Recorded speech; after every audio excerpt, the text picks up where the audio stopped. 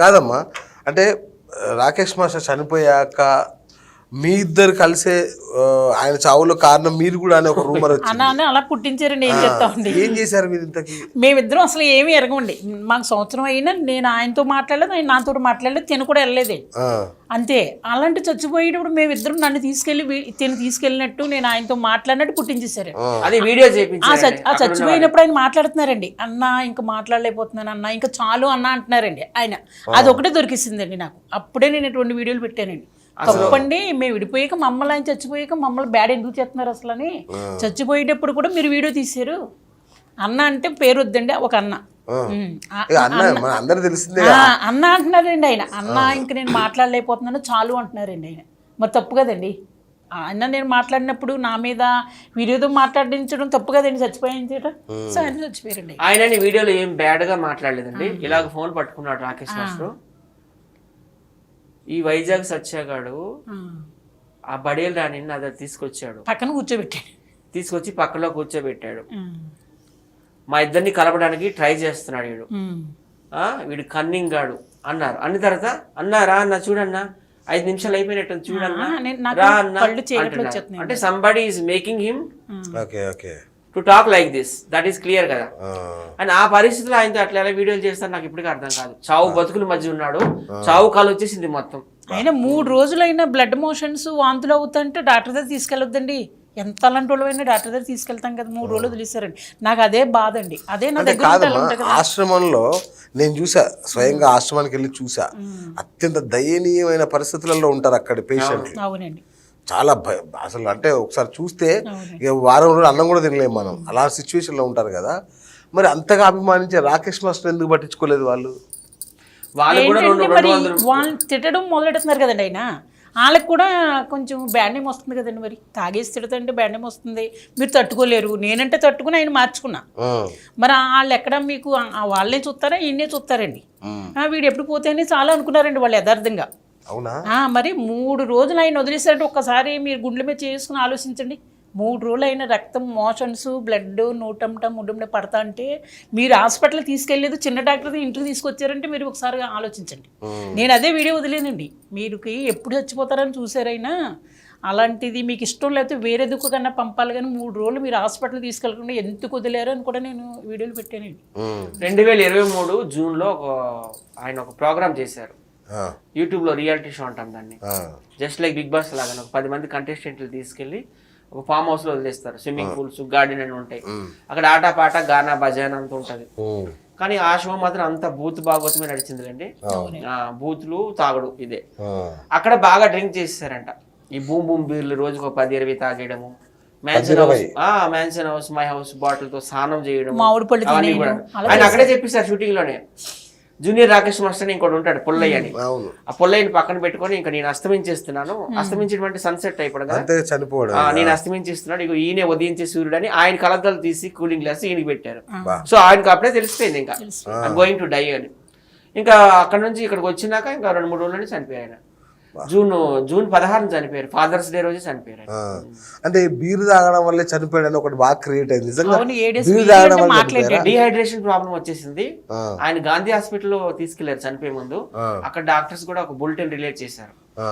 వాళ్ళు ఏమన్నారంటే అన్ని multi organs like brain, heart, lungs, liver, kidneys అన్ని కూడా ఆల్ మల్టీ ఆర్గాన్స్ వర్ ఫెయిల్డ్ అని సర్టిఫికేట్ ఇచ్చేసారు.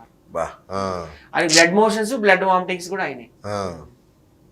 ఆయన చచ్చిపోయేటప్పుడు కూడా ఎవ్వరూ లేరండి పాపం అసలు అని. నాకు అదే ఆశ్చర్యం. చుట్టూ ఎప్పుడు 10 మంది ఉంటారు కదా. మరి అదేనండి, ఆలేటన్నా కూడా పాపం అప్పుడు ఉండి వెళ్ళిపోయారండి అంతే. ఆయన ఒక్క ఆయన కొట్టుకున్నాడు. మేము అన్ని వీడియోలు చూసాం కదండి. లాస్ట్ నుంచి ఎవరిని మాత్రం పువ్వుల్లో పెట్టినట్టు తీసుకుపోయారండి. చూసారా, బతికుండగా రాలేదు. ఆర్ఫనేజ్ హోమ్ అంటే ఒక 200-300 మంది ఉంటారు. స్పెషల్ ట్రీట్మెంట్ అంటే కుదరదు, అందరినీ చూసుకోవాలి. అందరినీ ఉండి హార్ట్లోనే పడుకోబెట్టారండి. స్పెషల్ రూమ్ ఏమి ఇవ్వలేదండి.